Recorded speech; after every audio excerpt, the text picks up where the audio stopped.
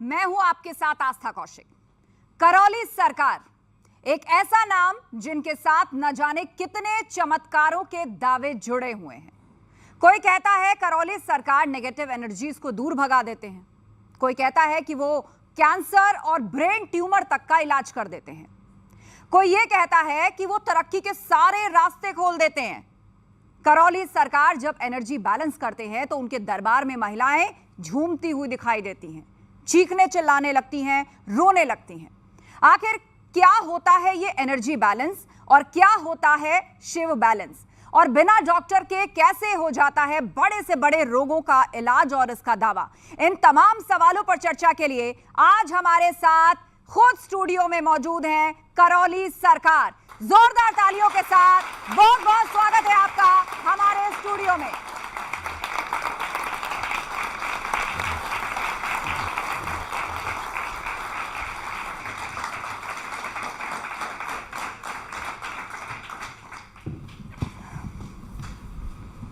तो आज इस मंच से ढेर सारी बातें होने वाली हैं। हमारे साथ ऑडियंस भी मौजूद है, उनका भी यदि कोई सवाल या जिज्ञासा है तो मेरा अनुरोध है जब मैं आपकी तरफ आऊं तो आप लोग अपने हाथ ऊपर उठाइएगा।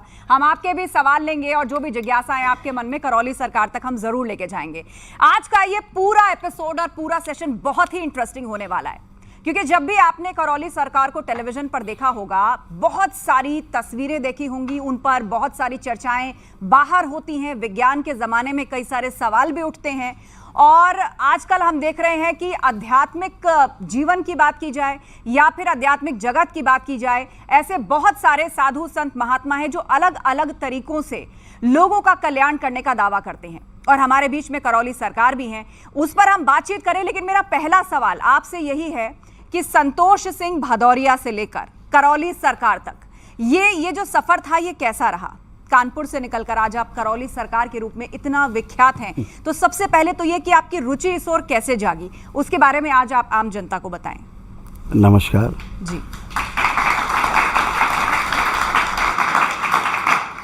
मैं करौली शंकर, अपने परम पूज्य गुरुदेव पंडित श्री राधारमण जी मिश्र का शिष्य और अपनी माता माँ कामरू कामाख्या, माता महाकाली का पुत्र करौली शंकर, आप सभी का बहुत बहुत स्वागत, अभिनंदन भी करता है कि आपने इस मंच पे हमें समय दिया। इसके लिए बहुत बहुत धन्यवाद। दूसरा आपने प्रश्न किया जी, नाम से लेकर के जी, और करौली शंकर तक का सफ़र, आपकी रुचि कैसे हुई, आध्यात्मिक जीवन के प्रति झुकाव कैसे हुआ, और शुरुआत में किस पद्धति को आपने फॉलो किया? हम देखते हैं कि ये रुचि सब में है। हाँ। मुझ में भी थी। स्वाभाविक रूप से हर व्यक्ति स्वस्थ रहना चाहता है और दूसरों को भी स्वस्थ रखना चाहता है, जी। स्वयं सुखी रहना चाहता है और सभी को सुखी रखना चाहता है। ये हर व्यक्ति की चाहना है। अब वो अलग बात है कि सुखी आदमी नहीं रह पाता है या सुखी नहीं रख पाता है, इच्छाएं घेर लेती ये उसके संस्कारों पर निर्भर है, ये उसकी शिक्षा पर निर्भर है कि वो कर पाता है या नहीं कर पाता है। जैसे एक ये पीछे वाक्य लिखा है, करौली सरकार का चमत्कार लोक, मैं इसका पुरजोर तरीके से खंडन करता हूँ।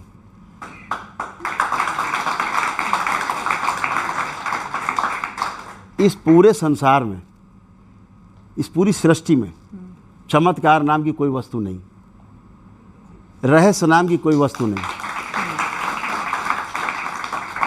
भूत प्रेत नाम की कोई वस्तु नहीं है ही नहीं। इसका मैं जोरदार खंडन करता हूं और मैं आपको प्रमाण देता हूं।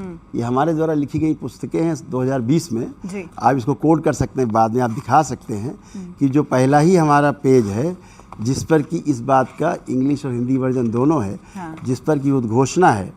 अगर 4 लाइन आप ऑडियंस को पढ़ के सुना देंगे तो वो और स्पष्ट हो जाएंगे कि दरबार की ऑडियोलॉजी क्या है। इसमें पहली लाइन वही लिखी गई है जिसका जिक्र करौली सरकार जी ने अभी किया कि अस्तित्व में रहस्य या चमत्कार जैसी कोई वस्तु या घटना नहीं होती, बल्कि जो भी होता है वो प्रकृति के नियमों के अनुसार ही होता है। और प्रकृति का आशय ईश्वरीय रचना और प्राकृतिक व्यवस्था का आशय ईश्वरीय विधि विधान से है। तो अगर ये सब कुछ ईश्वर के विधि विधान से हो रहा है और आप कह रहे हैं कि चमत्कार जैसी कोई वस्तु नहीं है, तो गंभीर से गंभीर बीमारियों का इलाज, फिर आखिर विज्ञान और डॉक्टर किस काम का है? आप एनर्जी की बात करते हैं, आप पितरों से मुक्त कराने की बात करते हैं, तो फिर ये सब क्या है? हाँ, ये विधि है जी, ये एक ईश्वरीय व्यवस्था है। जैसे हमारा भौतिक शरीर है जी, तो इसको जो हमारा अभौतिक शरीर है वो चला रहा है। अगर जिन लोगों ने इस पर ध्यान दिया है कि केवल ये शरीर ही जो दिख रहा है ये नहीं है, इसके पीछे वो भी है जो इसके अंदर रह करके सुन रहा है, इसके अंदर रह के देख रहा है, इसके अंदर से ही सारे कार्यक्रम कर रहा है, उसके अनुसार ये शरीर चलता है। अगर वो ये देख पाता है तो उसको चमत्कार नहीं लगता है। जो शरीर मान के ही जी रहा है वो चमत्कार में जीता है, रहस्य में जीता है। और जो शरीर और उसके साथ जो व्यवस्था है जीवन की, जो जीवन है जिसे हम कहते हैं, आप चेतना और आत्मा की बात कर रहे हैं? हाँ, अगर हम बात करेंगे वो थोड़ा विषय इस तरह का है, उसमें लंबा समय चाहिए होगा। हम छोटी सी बात करते हैं। एक संगठन है जिसको हम जीवन कहते हैं। जीवन संगठन का अर्थ है दरबार के अनुसार आत्मा, बुद्धि, चित्त, वृत्ति और मन। ऐसे 5 चीज़ों का जो संगठन है उसको हम जीवन कहते हैं जी। और ये जीवन ही शरीर को चलाता है। ये हम लोग समझ सकते हैं। तो और ये जीवन का लक्ष्य है सुखी रहना। हर व्यक्ति सुखी रहना चाहता संसार में। एक व्यक्ति आपको ढूंढे नहीं मिलेगा जो ये कहे कि नहीं साहब हम तो दुखी रहना चाहते हैं। और सुखी नहीं रहना चाहता, वो निरंतर सुखी रहना चाहता है, कंटिन्यू हैप्पीनेस। कभी नहीं कि हाँ सुख हो और दुख हो, ऐसा कुछ नहीं। अच्छा, हाँ, कुछ तस्वीरें हैं ये पीछे चल रही, मैं चाहूंगी कि लोग भी देखें और आप भी एक बार देखें। ये बहुत सारे फॉलोअर्स हैं, ये बहुत सारे डिवोटीज हैं आपके, और आपके दरबार में ऐसी बहुत सारी महिलाएं आती हैं। हमने देखा है कि वो अचानक रोने लगती हैं, चिल्लाने लगती हैं और लेट जाती हैं ज़मीन पर। ये सब क्या है? इम्बैलेंस है। किस तरह का इम्बैलेंस? एनर्जी का। ये एनर्जी का जो हमारे अंदर है उसका इम्बैलेंस है। जैसे आप लोग एक शब्द हमेशा पूछते हैं, ये देखिए महिला इस तरह लेटी जैसे आप लोग हमसे हमेशा पूछते हैं अक्सर ये बैलेंस क्या शब्द आप प्रयोग करते हैं, पूछते हैं, आपके मन में भी होगा। तो बैलेंस हम लोग एक कार्यक्रम चलाते हैं, दरबार एक कार्यक्रम चलाता है जीरो बैलेंस के नाम से। वो ध्यान साधना का कार्यक्रम है जो हमारे मिश्री मठ से संचालित होता है जी। साधकों के लिए है, ध्यान और साधना करने वाले लोगों के लिए जीरो बैलेंस प्रोग्राम है। लेकिन ये जो आम लोग बैठे हैं, क्या ये लोग भी ध्यान और साधना कर सकते हैं? क्या ये इतना आसान है? अभी करा सकते हैं। अच्छा, हाँ, 1 मिनट में करा सकते हैं। करा कर दिखाइए। कोई है वॉलंटियर करने के लिए? सारे करें, सारे करें। चलिए, मैं आपसे अनुरोध करती हूँ आप भी आ जाएं और एक किसी पुरुष से अनुरोध करती हूं। जहाँ बैठे वहीं बैठे अच्छा, रहें। ठीक है, वहीं बैठे आप रहें। देखिए हाँ। उस ध्यान साधना का प्रभाव क्या पड़ता है। Energy balance. हाँ, देखिए कैसे होता है। ठीक है, आप सभी लोग एक बार नेत्र बंद कर लें, सभी लोग। नहीं, कुछ नहीं कर रहा, हाथ नहीं, हाथ अपने ही जोड़ने है ना, एक बार के लिए। और नेत्र बंद करें और अपना ध्यान जहां पर भी आपको केंद्रित करना है कर लें। अक्सर लोग आज्ञा चक्र पे करते हैं, मस्तक पे बीचों बीच जहाँ माताएं हमारी बिंदी लगाती हैं, आप कर लें। क्या आंख बंद करके आज्ञा चक्र की तरफ, यानी माथे के बीचों बीच देखना होता है? माताएं बिंदी लगाती है, आप ध्यान करें वहां पर। और आप ये पाएंगे दरबार के एनर्जी का आपको प्रभाव ये दिखेगा कि ना तो ये भूतकाल में जा सकते हैं ना भविष्य में जा सकते हैं। कुछ लोगों को बहुत तेज मसल टेंशन फील हाँ, होता है वहां पर। आप भी कर सकते हैं। देखिए ना, आप भूत में भविष्य कहीं नहीं जा सकते। आप टेक ऑफ नहीं कर सकते। या तो तेज रोशनी दिखती है या मसल टेंशन या कुछ दर्द महसूस होता है। परिणाम दिखाऊंगा। कितनी देर तक आंखें बंद रखनी होंगी? बस अभी हो रही है 10 सेकेंड। अच्छा, 3 बार बोलेंगे सभी लोग, ओम नमः शिवाय।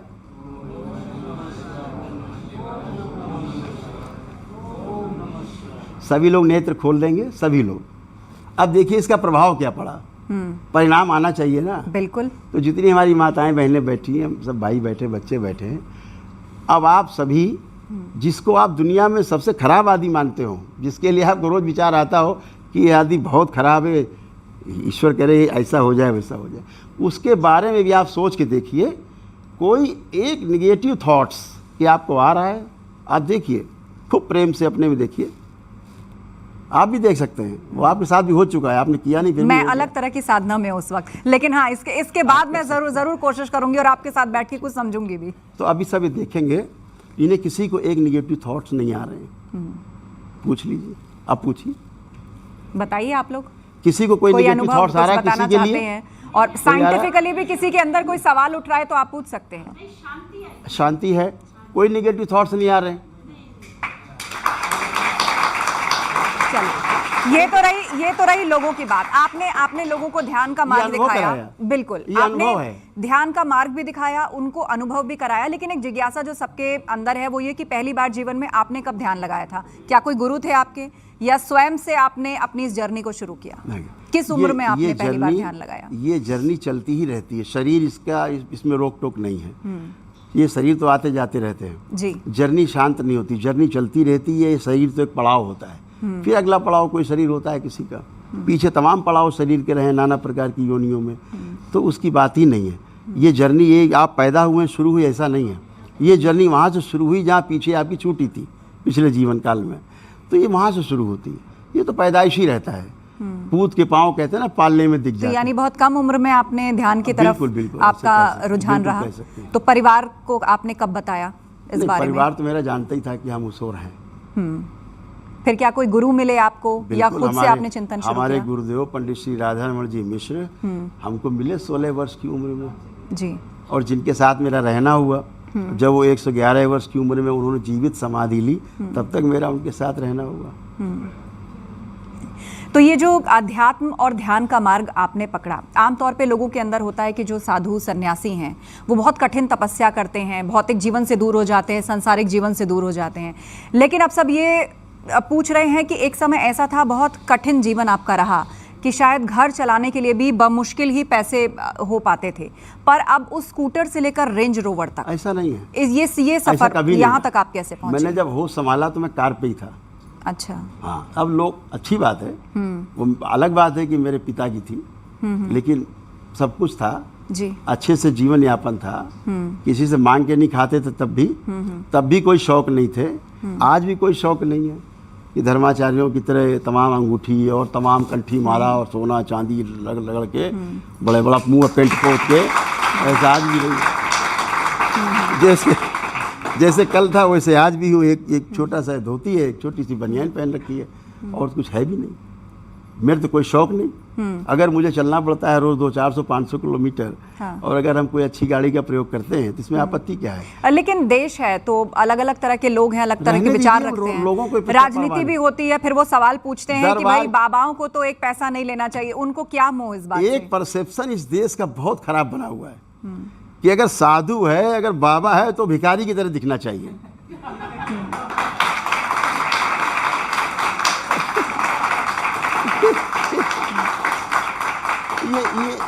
ये कौन सा परसेप्शन बन गया है?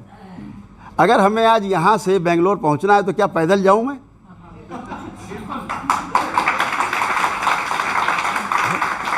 तो अगर मैं भारत में उपलब्ध जितनी आधुनिक व्यवस्थाएं हैं ट्रैवल की, अगर उसका हम सदुपयोग करते हैं तो उसमें तो हमारी तारीफ होनी चाहिए। ये लोग अभी हम पैदल चलने लगेंगे तो लोग कहेंगे साहब ये तो बेवकूफ़ आदमी पैदल ही चल रहे हैं। अच्छा, एक तस्वीर हम आपको दिखाते हैं, वो तस्वीर जरा पीछे लगाइए। आप ये भी दावा करते हैं कि आप कैंसर का इलाज कर देते हैं और कैंसर की स्टेज 4 से मरीज का इलाज कर देते हैं। ये तस्वीर देखिए आप, देखिए कौन बोल रहा है कैंसर, और इनकी जो इस वक्त हालत है वो बता रही है कि ये किस कदर जूझ रहे हैं इस बीमारी से। इसको चलाइए, देखिए मैं बता रहा हूँ कैंसर ठीक किया, ये वो कह रहा है कि मेरा कैंसर ठीक हो गया है। बात करिए, अगर वीडियो चला सकते तो देखिए। नहीं, ये मैं कह रहा हूं, ये वीडियो वैसे कई बार लोगों ने देखा होगा क्योंकि आपके पंडाल में ऐसे काफी लोग आते हैं। लेकिन सवाल ये है कि आप इनका इलाज कैसे कर देते हैं? स्टेज 4 का कैंसर, तो अब सवाल उठता है कि क्या विज्ञान किसी काम का नहीं है? देश के सबसे बड़े डॉक्टर्स ने, मैं पहचान रहा हूं सज्जन को, दरबार के भक्त हैं जी, देश के सबसे बड़े डॉक्टर्स ने, ये मेरे सामने जब इस समय आए, इसका वीडियो होगा आपके पास, तो इन्होंने कहा गुरुदेव आप मुझे पहचान रहे हैं? मैंने कहा नहीं, शरीर से तो नहीं पहचान रहे, वैसे जान रहा हूँ कि आप दरबार से जुड़े। तो बोले मैं वही हूँ जो टावल लपेट के आया था, मेरा इतना सड़ा हुआ मेरा मुंह था, इतना सड़ा हुआ टावल लपेट के आया था मैं 2 साल पहले आपके समझ। आपने कहा था अरे वैदिक प्रक्रिया करो, ये तमाम जड़ से चीज़ें अपने आप चली जाएंगी तुम्हारे प्रार्थना संकल्प से। और डॉक्टर ने कह दिया था कि तुम 15 दिन में 20 दिन में मर जाओगे, तब आया था मैं। तो सवाल यही है कि आपने इन्हें स्वस्थ कैसे किया? देश के सबसे बड़े डॉक्टर्स इनका इलाज कर रहे थे। जब ये गए, यही सवाल उनसे पूछा उन्होंने, डॉक्टर साहब मुझे आप पहचान रहे हैं? उनका नहीं, तो पुरानी फोटो दिखाई। मैं अरे ये कैसे हो गया? जब मामा दरबार गया था, मैंने ये प्रार्थना की, संकल्प किए, वो प्रक्रिया की वैदिक सनातन वैदिक पद्धति से गुजरे और मुझे तो आराम हो गया। अरे क्या, ये मैं सब नहीं मानता मैं। तो बोले फिर आप नहीं मानते, आपने तो बोला था कि 15 दिन में मर जाओगे, मेरे तो 2 साल हो गए। तो आपने कैसे इलाज किया इनका? इलाज कैसे किया आपने इनका? मैं नहीं करता। दरबार की सनातन वैदिक पद्धति है जो हमारे ऋषि मुनियों से चली आ रही है, आज से नहीं चली आ रही है, युगों युगों से वो सनातन वैदिक परंपरा पद्धति मौजूद है। क्या ये कोई योग है या कोई ध्यान है या फिर एक वे ऑफ लाइफस्टाइल है जिसके जीने से कुछ क्योर होता है? मैं उसको स्पष्ट कर दूं जी।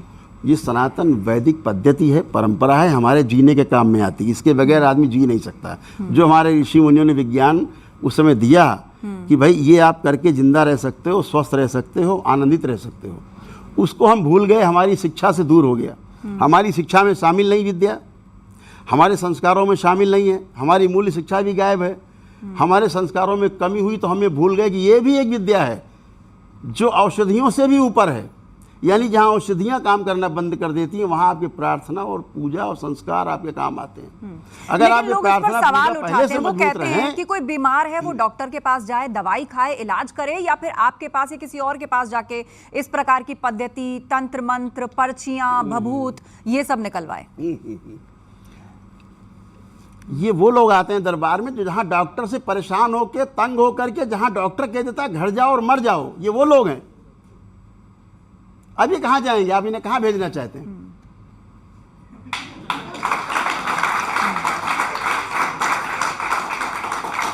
चलिए एक और तस्वीर मैं आपको दिखाती हूँ। जब मृत्यु दिखती है तो धर्म फिर याद आता है।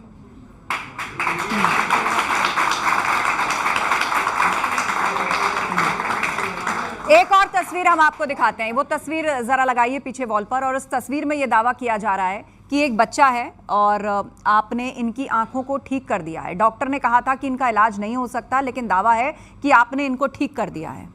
ये कैसे हुआ? ठीक हुआ। जैसे वो पीछे देख रहे थे आप, 400 प्रकार की डिजीज हैं। मैं आपको दिखाना चाहूंगा जी, प्लीज। ये 400 प्रकार की वो डिजीज हैं जिनका इस संसार में मरने तक इलाज नहीं है। पूरा जिंदगी दवा खाते रहो, इलाज नहीं है। वो ये 400 प्रकार की डिजीज हैं। दरबार इस सम्मानित चैनल के सामने अपने प्यारे प्यारे जितने हमारे दर्शक बैठे, भाई बहन सब बैठी हैं, बेटियां, इनके सामने कहना चाहता हूँ, ये एक दिन में नष्ट होते हैं। वैदिक सनातन वैदिक पद्धति के अपनाने से एक दिन में इसकी स्मृतियाँ नष्ट हो जाती हैं, नहीं बचते लोग। ये 400 प्रकार की डिजीज है। दरबार में सबका स्वागत है। आइए, सब लोग आइए और परीक्षण करिए। इसमें जो मैं पेजेस में पढ़ पा रही हूँ, मतलब ये तो आपने पूरी 400 की लिस्ट दी हुई है। इसमें बहुत सारे साइकोटिक डिसऑर्डर्स भी हैं, बहुत सारी न्यूरोटिक बीमारियां भी हैं, गंभीर बीमारियां भी हैं। इसके अलावा कुछ ऐसी चीज़ें जो लोगों की आदतें या फिर कह लीजिए लोगों के स्वभाव और व्यवहार से जुड़ी हैं।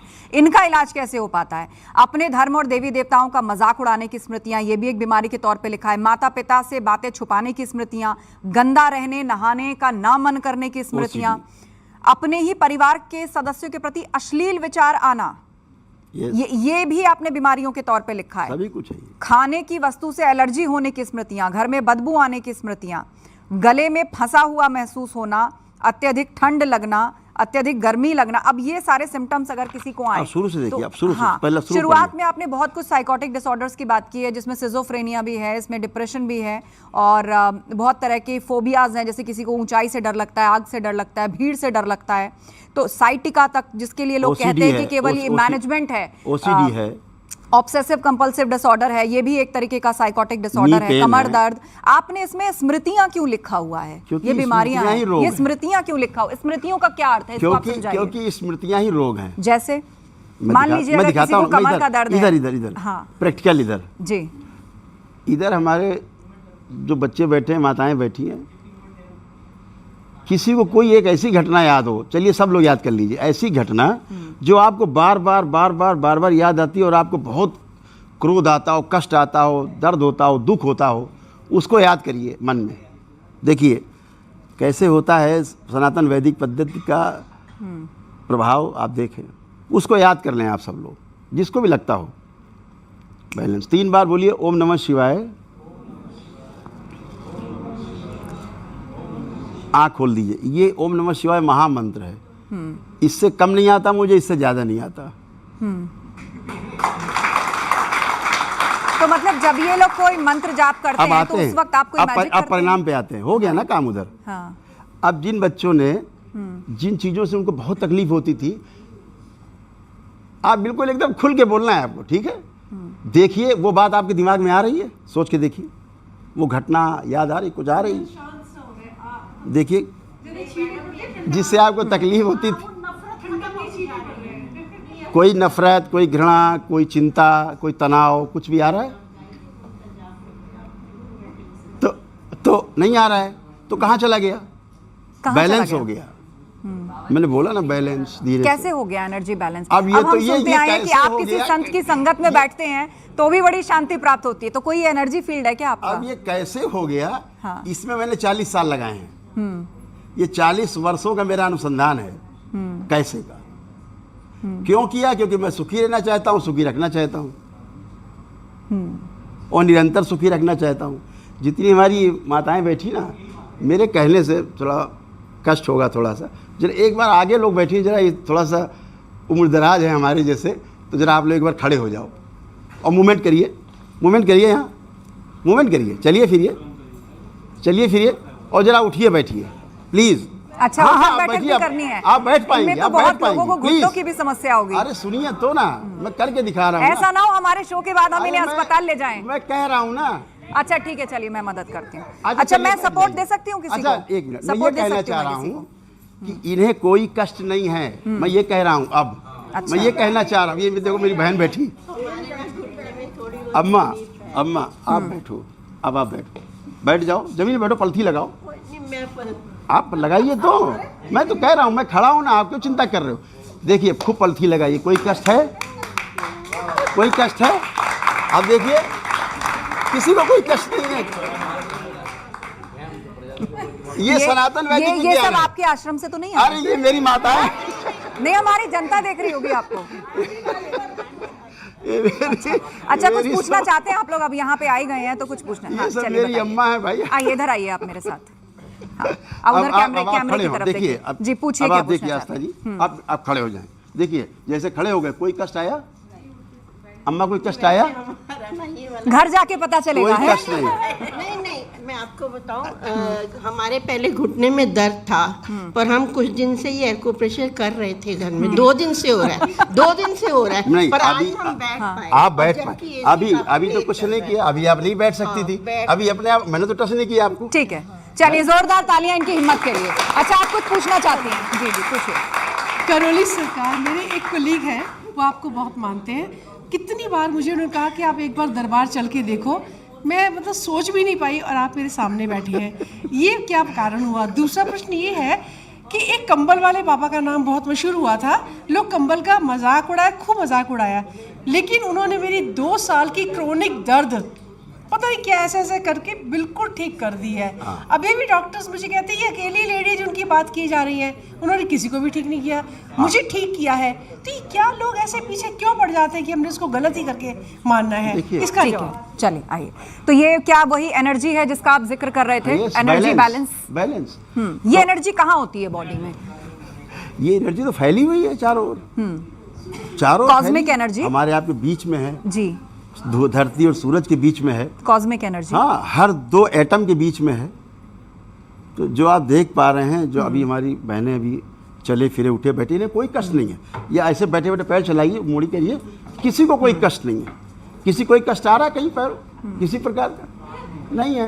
तो ये कष्ट इसलिए नहीं है क्योंकि ये कष्ट इसलिए नहीं है क्योंकि इन सबका मन में एक संकल्प है कि मुझे कष्ट ना हो, हे प्रभु ये कष्ट ना हो।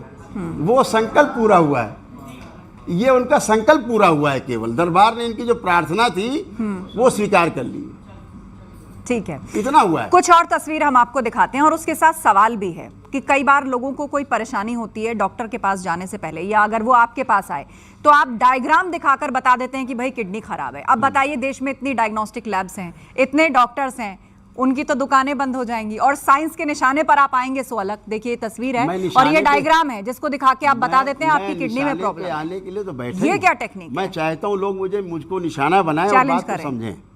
अगर बात को लोग समझने के लिए तैयार हैं तो मैं निशाने पे रहने के लिए 24 घंटे तैयार हूँ, बशर्ते बात तो समझे। समझाने के लिए, समझने के लिए निशाने पे आना और जाना पड़ता है जी। तो इसमें कोई आपत्ति नहीं है। तो डायग्राम से आपने कैसे बता दिया कि किडनी खराब है? अब वही तो मुझे 40 साल लगे हैं ना इसमें। नहीं, लेकिन विश्वास करने के लिए कई बार लोग कोई तर्क ढूंढते हैं। वो स्वीकार करते हैं ना, जिनके कष्ट हैं, जिनके ये कष्ट हैं, वो स्वीकार करते हैं कि हाँ मेरे को ये है। जाते हैं तो बोलते हैं हाँ मेरे को था, अब नहीं है। अब नहीं है। उसके बाद कृतज्ञतावश ये अगले महीने आते हैं और दरबार में दीक्षा प्राप्त करते हैं, हमारे गुरुदेव से दीक्षा लेते हैं, फिर ये ध्यान साधना के कार्यक्रम में जुटते हैं। अच्छा, वो कृतज्ञतावश। ये कोई सम्मोहन तो नहीं है? हाँ, सम्मोहन कह सकते हैं इसको आप। भाई हम आप बैठे, सम्मोहन ही तो है, और क्या है। अगर सम्मोहन नहीं होता, आप बात को नहीं समझाना चाहते लोगों को, हम नहीं लोगों तक अपनी बात को डिलीवर करना चाहते, तो कैसे बैठे होते एक जगह पे। हमारा भाई बहन का भी तो सम्मोहन हो सकता है, हमारे बच्चों का, पिता बच्ची का संबंध भी तो हो सकता है सम्मोहन का। सम्मोहन को लोग गलत अर्थों में बहुत लेते हैं उन शब्दों को, लेकिन ये सम्मोहन सब में बना रहता है। क्योंकि कुछ घटनाएं ऐसी हुई ना पूर्व में कि बहुत सारी महिलाओं ने कहा कि उन्होंने जेवर उतार के दे दिए, जैसा जैसा कहा करके दे दिए, तो वहां भी कोई सम्मोहन का एंगल सामने आया था। ये सब टोटका टाइप के लोग हैं जिसका दरबार जोरदार खंडन करता है। सारे टोना टोटका, जादू टोना, जितना झाड़ फूक, दरबार इनका खंडन करता है और भारत सरकार से, प्रदेश सरकार से ये मांग करता है, बराबर करता रहा है। मेरी बुक्स में भी लिखा है, आपने पढ़ा, कि इन सब के विरुद्ध कड़ा कानून बनना चाहिए और इन सब की जगह जेल में होनी चाहिए। ठीक है, एक और तस्वीर मैं दिखाती हूँ, उस तस्वीर को वॉल पर लेकर आइए। और इस तस्वीर में ये दावा किया जा रहा है कि आपने इस महिला के पति का लिवर ठीक कर दिया। ये जो महिला है बहुत कष्ट में आपके पास आई, आपने इनका लिवर ठीक कर दिया और डॉक्टर ने ट्रांसप्लांट करने की बात कही थी, लेकिन आपके आने के बाद ये ठीक हो गई। वो अपने प्रार्थना संकल्प से ठीक हो गया। लिवर ट्रांसप्लांट को कैसे टाला जा सकता है? वो अपने आप ही होता है। आप भेजिए, किसी को हो रहा है वो भी करके देख ले। आप में से है किसी को गंभीर समस्या? है किसी को यहाँ ऐसी कोई गंभीर समस्या? इस समय किसी को कोई कष्ट नहीं है। इस समय इतने लोग यहाँ बैठे हैं। हाँ। आप कुछ कहना चाहते हैं? रुकिए, मैं माइक लेकर आती हूँ आपके पास। मैं माइक लेकर आती हूँ आपके पास। अभी आगे लाइन की गई। जी, क्या नाम है आपका? ओम प्रकाश है मेरा नाम। हाँ 3 साल हो गए घुटने में दर्द। जी बैठिए। बैठिए। आस्था जी, ये जो भैया हमारे, ये हमारे भैया बोले जी, इनका आप लिख लीजिए, आपके पास रिकॉर्ड रहेगा। दरबार इनका निःशुल्क वैदिक अनुष्ठान कराएगा और उसके बाद इनका इंटरव्यू लीजिएगा। इन्हें कोई कष्ट ही नहीं बचेगा जो बता रहे हैं। न्यूज़ 18 की तरफ से आप किसी को लिख के भेजेंगे, मैं इनको टेस्टिंग के लिए भेज रही हूँ, कृपा करके ये जो 400 डिजीज है इनमें से इनको ये प्रॉब्लम है, दरबार उनका निःशुल्क वैदिक अनुष्ठान कराएगा। आप लिख के भेजिए। अच्छा, यस। एक और महत्वपूर्ण सवाल है कि आपके दरबार में महिलाएं झूमने लगती हैं, चीखने लगती हैं, ये किस तरह का एनर्जी है? जो उनका डिसबैलेंस था आपके यहाँ बैलेंस हो गया, ऐसा क्या क्यों हुआ? ये स्मृतियाँ रहती हैं, ये हमारे स्वयं की स्मृतियाँ, हमारे पितरों की स्मृतियाँ। कुछ परसेप्शन बन जाते हैं, मस्तिष्क स्वीकार कर लेता है उसको, और कुछ एनर्जी रहती है जो इम्बैलेंस होती है, जो ज़्यादा हो गई है तो बाहर निकलना चाहती है एनर्जी। अब उसको रास्ता नहीं मिलता, उस एनर्जी को आप कैसे निकालेंगे? बाहर ज़्यादा हो गई है। तो एनर्जी कम हो जाए तो रोग है, एनर्जी ज़्यादा हो जाए तो रोग है। एनर्जी कम हो गई तो व्यक्ति पड़ा रहता है चुपचाप एक जगह, एनर्जी ज़्यादा हो गई तो उठा पटक करता रहता है, दोनों ही रोग हैं। अच्छा, तो ये एनर्जी कहाँ होती है? व्यक्ति के अंदर होती है एनर्जी? तो नॉर्मली हम ये जानते हैं कि आज मैं बड़ा एनर्जेटिक फील कर रहा हूँ, आज मैं बहुत अच्छा कार्य कर लूंगा। सब कुछ इधर ही है।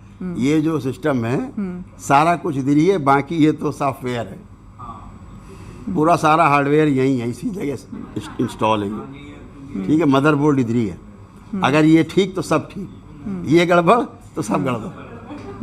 हमने सुना है कि आप यमराज को भी वापस भेज देते हैं। हैं? हमने सुना है आप यमराज को भी एनर्जी है वापस वो। भेज देते हैं। आपने एनर्जी। अपने पंडाल में किसी से कहा था कि भाई यमराज को वापस भेज दिया मैंने, तो क्या आप मृत्यु को भी टाल देते हो हैं? सकता है मैंने धीरे से बोला हो, आपको ज्यादा सुनने में आ गया हो।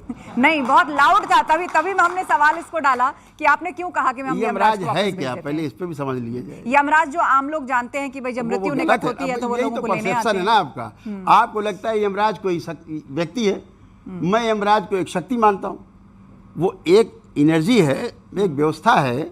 जब आपका इम्बैलेंस होता है तो वो यमराज कोई आपको खाने के लिए नहीं आते हैं, वो बैलेंस के लिए होता है, आपकी सुरक्षा के लिए होते हैं। ठीक है ना, आपका शरीर आपके लायक नहीं बचा, उसकी जगह दूसरे शरीर में आपको जाना है। ये एक व्यवस्था है जन्म और मृत्यु की। उस व्यवस्था को आप स्वीकार कर लीजिए। जब उस व्यवस्था को हम जाने नहीं होते तो हमें भय लगता है।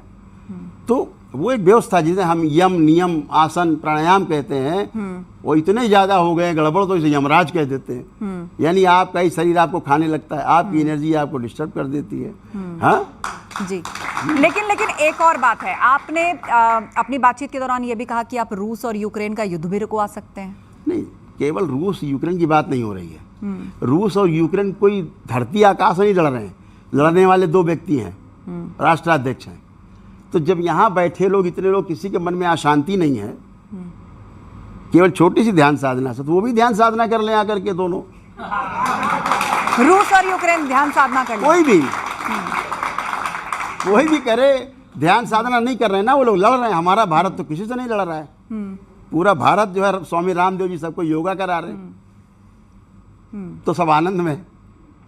अच्छा, आजकल हम देख रहे हैं कि बहुत सारे जो साधु सन्यासी हैं या जो बाबा हैं, वो अलग अलग तरह की बातें कर रहे हैं। कोई पॉलिटिकल स्टेटमेंट दे रहा है, कोई महिलाओं को लेके बात रख रहा है। खासतौर पर हम देख रहे हैं कि महिलाओं को लेके बहुत नसीहत दी जा रही है। हाल ही में अनिरुद्धाचार्य जी ने कहा, उसे लेकर बहुत कुछ विवाद हुआ। आपने उनके बयान को सड़क छाप भी कहा, क्यों? सड़क छाप इसलिए कहा कि पहले अनिरुद्धाचार्य जी ने खुद कहा है कि वो सड़क पर जो ट्रक चलते हैं उसमें ट्रक क्लीनर थे। तो जब इस तरह की कोई भाषा का इस्तेमाल करता है जो असभ्य है, असंवैधानिक है, अश्लील है, तो उसे हम सड़क छाप भाषा के रूप में बात करते हैं कि बड़ा सड़क छाप आदमी है। तो उन्होंने खुद कहा कि हम ट्रक क्लीनर थे। अब ये अलग बात है कि उन्होंने प्रोग्रेस की है, ट्रक क्लीनर से धीरे धीरे कथावाचक तक पहुंच गए, लेकिन भाषा उनकी वही रही। पर संत समाज उन्हें डिफेंड करता है। तो ठीक है ना, अब संत समाज जो डिफेंड कर रहा होगा वो भी इसी तरह का होगा। भाई, इस देश में बोलने की जो आज़ादी है, जो अभिव्यक्ति की आज़ादी है, वो केवल इनके जैसे कथावाचक को ही है। प्रेमानंद महाराज जी ने भी कहा कि लड़कियां अगर 4 पुरुषों के साथ रहकर आती हैं तो वो अपने पति को स्वीकार नहीं कर पाती। मतलब हर कोई महिलाओं, लड़कियों को ही नसीहतें दे रहा है। प्रेमानंद जी एक संत हैं और उन्होंने जो बात कही उसका उन्होंने खंडन भी किया और दोबारा रिपीट नहीं किया उसको। रिपीट नहीं किया। ये संत स्वभाव है, स्वीकार कर लेना किसी बात को। लेकिन अनिरुद्धाचार्य जी ने उसी बात को बार बार हर चैनल पे, अपने चैनल्स पे, तमाम जगहों पर, तमाम मंचों पर उन्होंने उन्हीं बात को रिपीट किया जिनको हम नहीं रिपीट कर सकते यहाँ। वो 4 जगह वाली बात कि बच्चियाँ 25 साल तक होते होते ऐसा, मैं यहाँ माताएं बहनें मेरे सब भाई बैठे हैं, क्या इस बात को स्वीकार करते हैं कि जो कहते हैं कि 25 साल तक होते होते बच्चियाँ ऐसा कर लेती हैं 4 जगह, वैसा कर लेती 4 जगह, ऐसा करती हैं क्या बच्चियाँ? ये सब गलत बात कह रहे हैं, गलत बात है, उनका विरोध होना चाहिए। अभी वो केवल इसलिए उनको डिफेंड कर रहे हैं कि भाई संत हैं, ये संत हैं, इनके बारे में ना बोलो। अरे भाई, संत बोल क्या रहा है? मोनोलॉग चल रहा है क्या कि वो बोलेंगे और हम गाली सुनेंगे? अगर कोई बच्ची पलट करके कमेंट कर देती है, उनको एक बच्ची ने कमेंट कर दिया, केवल एक बच्ची के कमेंट से इतना डर गए कि गोलियां चलने लग गई। गाली दे रहे थे, अब गाली से गोली तक पहुंच गए। अच्छा, वास्तव में सनातन परंपरा में महिलाओं के लिए क्या स्थान है? क्या सारी नसीहतें, क्या सारे धर्म के जो परंपराएं हैं, पति परमेश्वर है, क्या वो सिर्फ महिलाओं के लिए? आप सही कह रही हैं। इस देश की ऐसी व्यवस्था हालत हो गई है, अग्नि परीक्षा केवल सीता ही देगी, अग्नि परीक्षा माताएं बहनें देंगी, पुरुषों का कोई इसमें दायित्व नहीं है। वो नकारा है, बदमाश है, उनको कोई नहीं पूछ रहा। उनको कोई क्यों नहीं नसीहत देता? उनको कोई क्यों नहीं सही मार्ग बताता? ये बात तो धर्माचार्यों से पूछना चाहिए कि जिस बच्ची के घर में जिसने कमेंट किया, लिव इन के ऊपर कोई बात हुई होगी, तो अभिव्यक्ति की आज़ादी सबको है। अगर आपको आज़ादी बोलने की तो सबको आज़ादी बोलने की है। अगर उसने बोल दिया तो घर में गोली चल रही है, एक खंडन तक नहीं आ रहा इनका इसका मतलब आप सहमत हैं कि उस घर में जो गोली चली है, साधु संतों के खिलाफ जो बोलेगा उसके घर में गोलियां चलेंगी, बदमाश गोली चलाएंगे साधु संतों को डिफेंड करने के लिए। यही इनका धर्म है, यही धर्म है इनका, यही नारी धर्म निभा रहे हैं। ये नारियों के सम्मान में है ये गोलियां चलवाना। रामभद्राचार्य ने भी महिलाओं को लेकर बात कही, लेकिन उन्होंने मुस्लिम महिलाओं के लिए कहा कि भाई यूज एंड थ्रो का कॉन्सेप्ट है इस्लाम के अंदर। उन पर भी सियासी हमले होने लगे कि मुस्लिम महिलाएं 20 बच्चे पैदा करती हैं, 4 बच्चे पैदा करती हैं, तो अब उन पर भी हमले किए जा रहे हैं कि भाई आप हमें नसीहत मत दीजिए, आपके यहाँ पर अगर हम बोलेंगे तो आपको अच्छा नहीं लगेगा। ठीक है ना, घूम फिर के बात महिलाओं पर ही आती है। स्वामी जी ने अपने अनुसार जो भी कहा होगा, लेकिन मैं कहता हूं बात को आप जब बार बार रिपीट करते हैं, उन्होंने कहा अनुरुद्धाचार्य जी ने कि 16 वर्ष से कम उम्र बच्चियों की शादी हो जानी चाहिए। उन्हें पता है माँ बनने का दर्द क्या होता है, दोबारा से जन्म होता है माँ का। जब माँ कोई बच्चे को जन्म देती है तो माँ का भी दोबारा जन्म होता है। और हमारे देश का कानून कहता है 18 वर्ष से कम उम्र में अगर विवाह हुआ है तो अपराध है। बिल्कुल। और अगर उस बच्ची के सहमति से कोई संसर्ग हुआ है उससे, तो भी वो रेप की श्रेणी में आता है। कानून उसको रेप की श्रेणी में लेता है। जी। तो ये बच्चियों के साथ रेप करवाना चाहते हैं देश में। इस देश में बहुत सारे विपक्षी दल हैं या राजनीतिज्ञ हैं जो कहते हैं कि साधु संतों को तो कथा कहने का एक पैसा नहीं लेना चाहिए, पर वो अंडर द टेबल पैसा लेते हैं। इस तरह के भी आरोप लगते हैं। हाँ, देखिए क्या है, वो पैसा लें तो उन्हें समस्या नहीं है। अंडर टेबल लेते हैं, सामने 2-2, 4-4, 5-5 करोड़ कथाओं कर लेते हैं, उनको समस्या नहीं है। अंडर टेबल लेते हैं, चंदा लेते हैं, उसमें समस्या नहीं है। लेकिन अगर दरबार किसी को विधि पूर्वक, विज्ञान पूर्वक अगर किसी की प्रक्रिया कराता है, उसमें सारे ब्राह्मण देवता दरबार के होते हैं, हाँ, और वो प्रक्रिया चलती है, दरबार के प्रार्थना संकल्प से जुड़ता है व्यक्ति, ईश्वर से जुड़ता है, दरबार उस पर पूरी कोशिश करता है मिलजुल करके लोगों को शारीरिक मानसिक रूप से स्वस्थ करने के लिए प्रेरणा देता है, और उसमें अगर वो फीस चार्ज करता है, क्योंकि दरबार किसी से चंदा नहीं लेता है, ठीक है, तो उसमें आपत्ति है जी, उसमें आपत्ति है। आप कथा से क्या दे रहे हैं लोगों को? यही दे रहे हैं, 4 बार 4 जगह मुंह मारती है, ये दे रहे हैं। इन्होंने एक कॉन्सेप्ट दिया बच्चों को, लिव इन का एक कॉन्सेप्ट दिया और जम के गाली दी बच्चों को।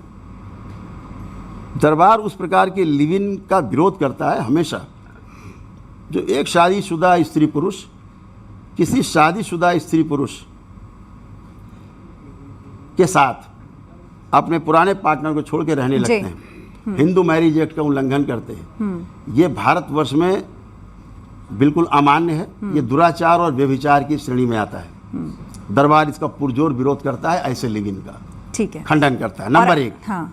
नंबर 2, वो 2 अविवाहित बच्चे, बालिग बच्चे और अविवाहित हैं, अगर वो स्वेच्छा से अगर विवाह करते हैं या साथ रहते हैं और उन्हें भारत के संविधान का संरक्षण प्राप्त है, हमारे न्यायपालिका का भी उनको कवर प्राप्त है, तो इसमें कहां से उन्होंने अपराध कर दिया? इसमें कोई अपराध है? जब भारत का सर्वोच्च न्यायालय उनको कवर देता है कि 2 बालिग बच्चे, 2 अविवाहित बच्चे अगर विवाह कर रहे हैं, साथ रह रहे हैं, इसमें आपत्ति किसको है? देश का सुप्रीम कोर्ट भी इसको अपराध की श्रेणी में नहीं मानता है। हमारी संसद भी नहीं इसको मानती है। हमारे बच्चे बच्चियां अगर कर रहे हैं तो इसमें दोष किसका है? इसको लिव इन मानते हैं वो। बिल्कुल, ये लिव इन नहीं है, ये प्रेम विवाह है, ये गंधर्व विवाह है। गंधर्व विवाह, और इसे गंधर्व विवाह की श्रेणी में जो शास्त्रों में वर्णित है 8 प्रकार के विवाह हैं जी, उनमें से एक विवाह ये गंधर्व विवाह है। और गंधर्व विवाह हमारे जो आराध्य, मेरे स्वयं के मेरे जो आराध्य भगवान नारायण, भगवान श्री कृष्ण के रूप में रहे, उन्होंने स्वयं गंधर्व विवाह कराए हैं। सुभद्रा के साथ अर्जुन का कराया जी, ठीक है। और इससे बड़ी बात बताएं आपको, ये देश का जो नाम है ना, भारतवर्ष, महाराजा भरत के नाम पे पड़ा है। ये भरत के नाम पर पड़ा भारतवर्ष, और भरत प्रेम विवाह से उत्पन्न हुई संतान थे, गंधर्व विवाह से उत्पन्न हुई संतान थे भरत। उनके नाम पे भारतवर्ष से आप उनको गाली दे रहे हैं। तो हमारे आराध्य ने, जो भगवान श्री कृष्ण ने इसको मान्यता दी, आप कौन होते हैं प्रश्न खड़े करने वाले? ठीक है, तो पौराणिक काल से लेकर के, द्वापर से लेकर के अगर कलयुग तक आज हमारा भारत का संविधान, हमारे भारत के न्यायालय, सर्वोच्च न्यायालय उसको कवर दे रहे हैं, बच्चों को संरक्षण दे रहे हैं, तो इसमें क्या आपत्ति है? चलिए, आपने लिव इन रिलेशनशिप को जिस तरीके से डिफाइन किया है, मुझे लगता है बहुत सारे साधु संत बाबा सन्यासी हैं जो उसके विरोध में बयान देते रहे हैं और उसे लेके देश के यूथ और देश के कानून के बीच में एक चर्चा और एक खिंचाव की स्थिति बनती रही है, लेकिन आपने उसको एक अलग रूट से समझाया है। बहुत बहुत धन्यवाद करौली सरकार जी, आप हमारे स्टूडियो में आए। आप सभी ऑडियंस का बहुत बहुत धन्यवाद। जोरदार तालियों के साथ इस शो को यहीं खत्म करते हैं। बहुत धन्यवाद। Thank you.